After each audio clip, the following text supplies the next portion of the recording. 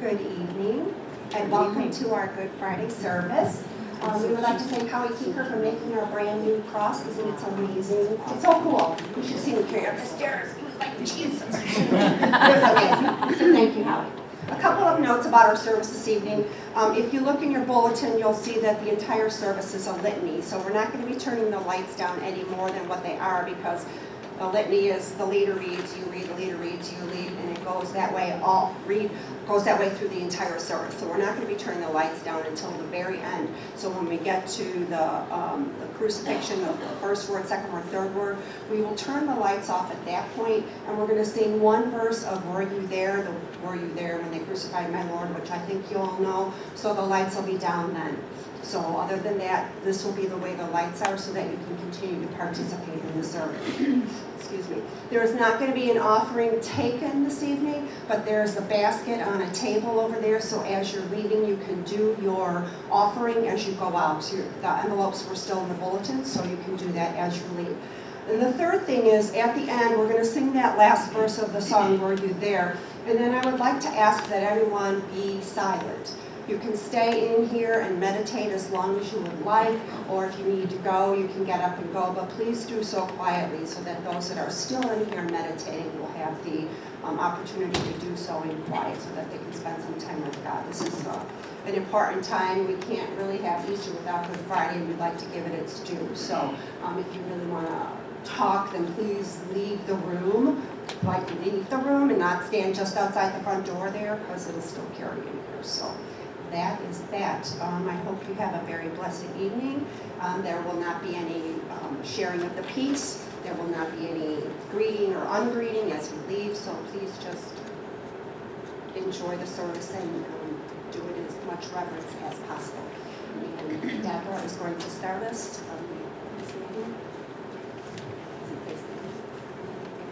Yes, please stand.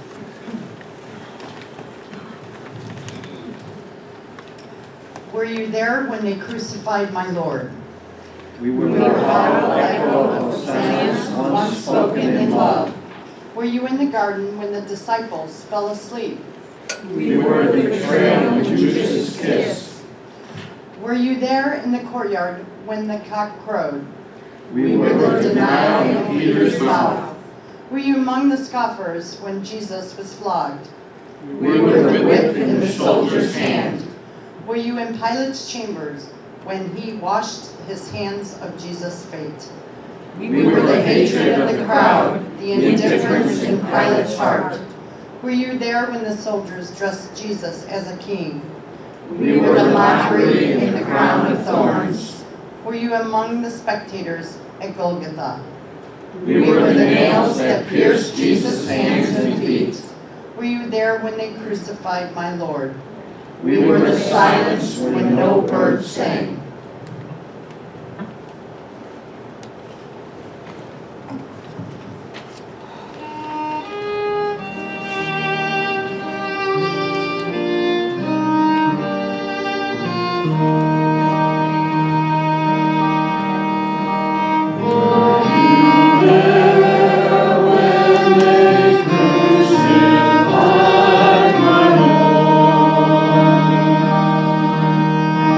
Were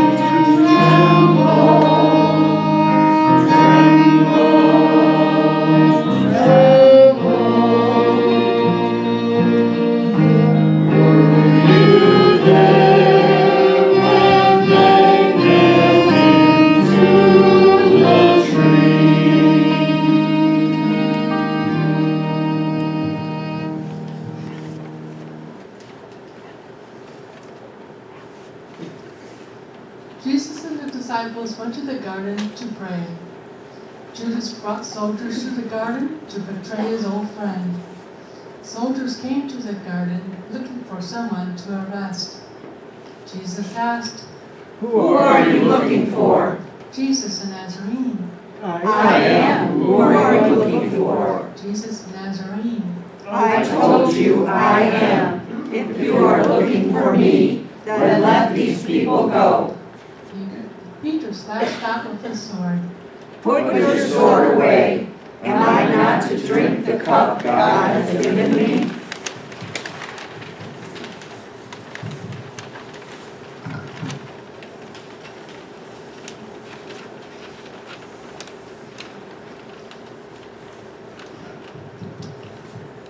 At the high priest's residence, bystanders questioned Peter, "Aren't you one of this man's disciples? I am not. Surely you are one of his disciples. I am not. Didn't I see you in the garden with him?" No, I wasn't there. The rooster crows. We know we have denied Jesus.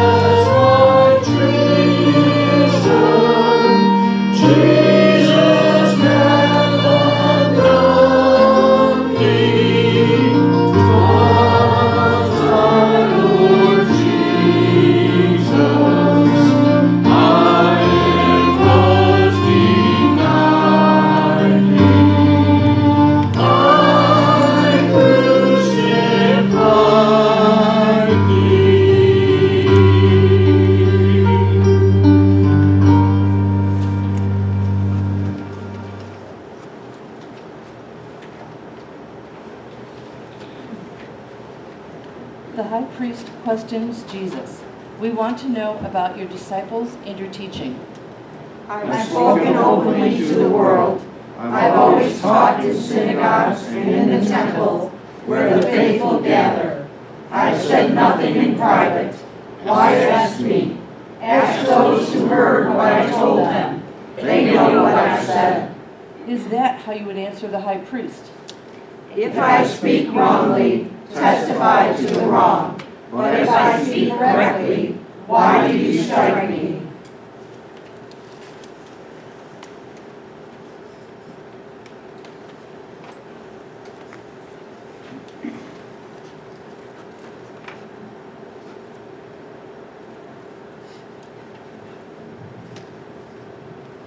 Pilate questions the religious leaders who have brought Jesus to him. What charge do you bring against this man? If he had done nothing wrong, we wouldn't have handed him over to you. Take him yourselves and judge him according to your law. The law doesn't allow us to kill anyone. Pilate questions Jesus. Are you the king of the Jews?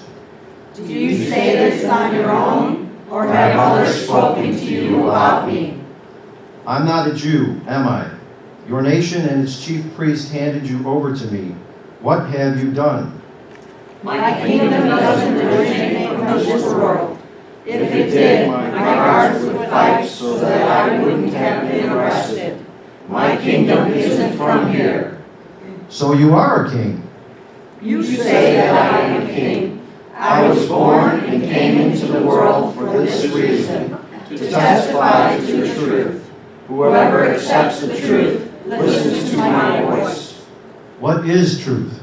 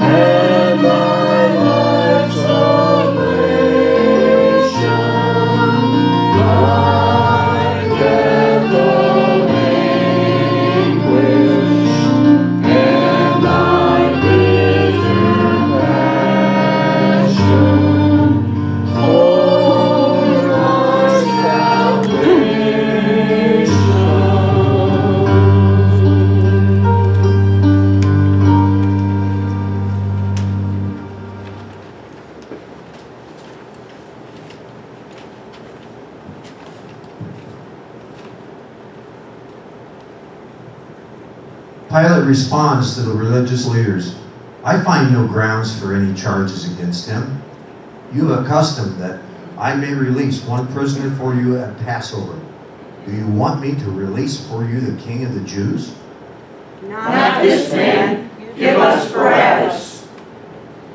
Pilate asked Jesus, where are you from?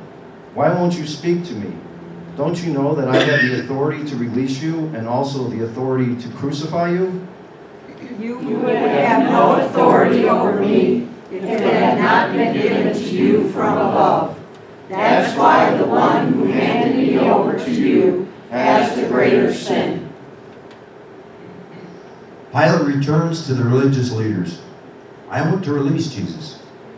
If you If you release this man, you you are no friend of the emperor. Anyone who makes himself out to be a king opposes the emperor. Here's your king. Take him away! Take him away! Crucify him! What? Do you want me to crucify your king? We have no king except the emperor.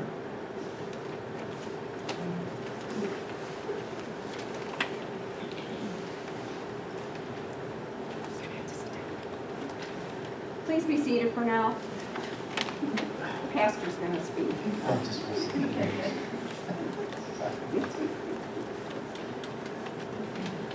Well, there's a lot of talk today that evil's not real. I don't know about you, but I believe evil is real. There's a lot of talk today that Satan is not real. But I believe that Satan is real.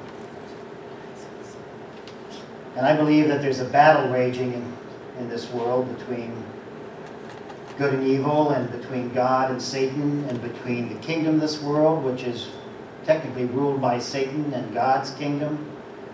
I believe those things. You have to make up your own mind whether or not you want to believe this to be true or not. And I believe that there's a battle raging in my own life, in my own heart. There's a turf war going on between good and evil, between God and Satan, between this worldly kingdom and all it has to offer, and God's kingdom and all it has to offer, between my old nature, which likes to cater to that worldly kingdom, and between, and my new nature, which likes to cater to that new kingdom and its ways. So there's a battle raging inside of me. I don't know about you, okay, but I know there's one that rages inside of me. So when I think of Good Friday, the goodness of Good Friday is that Jesus defeated Satan at his own game. I believe that Jesus came into this world to defeat Satan and his kingdom. That's what I believe. That his main purpose was to start a new spiritual kingdom of mercy, love, compassion, forgiveness, gentleness, kindness, all those good things that would provide an alternative to the horrible things that sometimes happens in this world that is, unfortunately, I think at this stage, ruled by Satan himself. So Jesus was dogged by Satan and followed by Satan from the moment he was born till his last dying breath. What I find fascinating is that in the wilderness experience, when Jesus was driven out into the wilderness, who is he battling against? He's battling against who? Satan himself, isn't that right? He's not battling against the Romans or the religious leaders or political things. He's battling against Satan himself, and Satan dogged him his whole life until his last dying breath, when through the cross, Satan knew that there was now a way of defeating him and his ways, and that's through the cross. So I don't know if you saw the movie The Passion, that was done by Mel Gibson. When Jesus dies, who's ranting and raving at the end? Satan himself, isn't that right? He's like, "Urgh," because he knew that at the death of Jesus on the cross, there was now a way to fight against evil, basically called the cross itself. And so what's good about Good Friday is because we've been given a marvelous gift by Christ himself, who took upon himself all the evil of this world on the cross to give us a way to fight against the deception and the power of Satan and the devil himself and the evil in this world. I call it cross-bearing tactics. How many of you heard that before? Cross-bearing tactics. And folks, they work. Cross-bearing tactics work in helping to reduce the evil and destruction in your own life and in the lives of people around you. I know of many situations where I've chosen to do this and how I've handled situations to reduce the impact and the influence of the devil himself and the destruction that might take place for myself and others around me. Cross-bearing tactics work. If you want to find out a little bit more about cross-bearing tactics, call me, email me. We can sit down and talk. If you have a situation where you're wondering what a cross-bearing tactic might be, we can sit down and talk about it. They work. How many of you know that they work? Cross-bearing tactics work. They reduce the influence of evil and destruction in your life and in the lives of people around you. Wednesday night, somebody spoke up and said, "You know what? When I'm on the expressway and somebody does something stupid, I don't rant and rave anymore and swear and get all angry. I just say, I hope this person's okay and that they don't hurt anybody, and I'm going to pray for them." Somebody actually said that. Now, you might not think that's a big thing, but that's a transition in that person's life from, which is what we all do, isn't that right? As though we're perfect drivers ourselves. When we see somebody doing stupid. But think about it. What a difference that can make. How many people have been killed by road rage because they don't know this? Okay? Or they suddenly found themselves, in an accident because somebody got angry, saw their gesture, saw cross-bearing tactics work. And just on the road itself, one less angry driver can make a big difference on what happens out there, folks. One less angry person can make a big difference in this world that we live in, including ourselves. So that's why we have giving thanks on Good Friday. Good Friday is a good day. Not because our Lord died, but because He gave us the means to fight evil with the goodness of God and a tactic that actually works. When evil impacts your life in whatever possible manner, and believe me, sometimes that evil crosses our path because of something we've done or left undone, or maybe we've contributed to it somehow, or maybe it's involved somebody else or a group of people, maybe it's a natural disaster, maybe it's Satan himself. You can't help evil crossing your life and impacting your life. That's just the way it is. But you can help how you choose to respond when evil does cross your path because of what Jesus did on Good Friday. Okay? When I look back in my life at all the things that have happened that I would consider to be evil, whether I've contributed to it or not,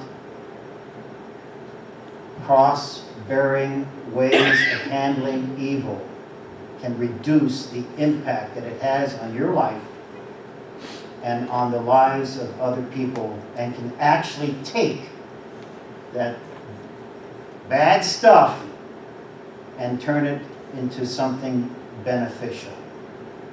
Wow. No wonder Satan was crying and ranting and raving when Jesus died on the cross and took his last breath, because he knew that, there was ways and means now that people could utilize to fight against his ways.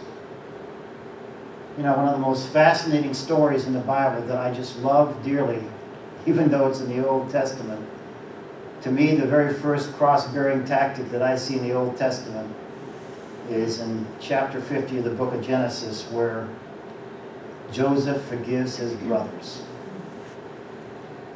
They sold him down the river, folks. They did evil things to him. And he suddenly found himself in a position of power. Isn't that right? And he could have lauded it over his brothers. Isn't that right? Like we sometimes like to do when we find ourselves in a position to get back at somebody. But he chose instead to forgive them. And so what does he say? He says, instead of killing you, which I could have done with just one word, you could have been killed. I chose instead to forgive you because God knew what was going to happen, and through me, he's going to make all this stuff for the betterment of all of us, rather than just me seeking revenge. That to me was the very first cross-bearing tactic in many ways that I see in the scriptures right there in the book of Genesis. Powerful stuff. Amen. Please stand. Let me have a prayer here. Lord, we just thank you again for all the good things you do for us. And we thank you again for this marvelous day. We grieve at the same time, but we are also thankful for what you've done for us.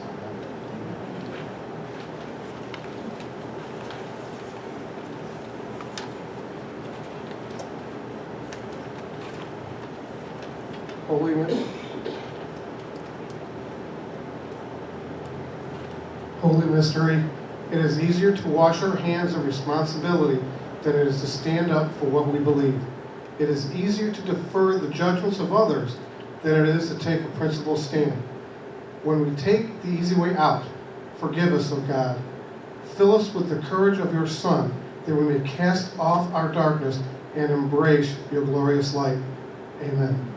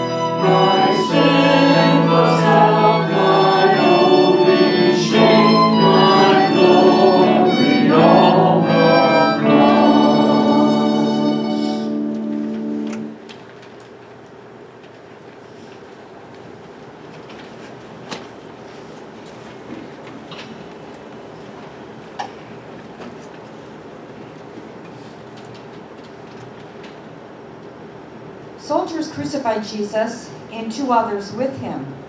Pilate posted a sign. Jesus the Nazarene, the King of the Jews. The religious leaders complained. Don't write the King of the Jews, but this man said, I am the King of the Jews. Pilate replied, What I have written, I have written. Soldiers divided his clothing. His cloak was seamless, and they said, Let's not tear it. Let's cast lots to see who will get it. Jesus said to his mother, Woman, here is your son. Jesus said to the disciple he loved, Here is your mother. Jesus said, I thirst. Jesus said, It is completed.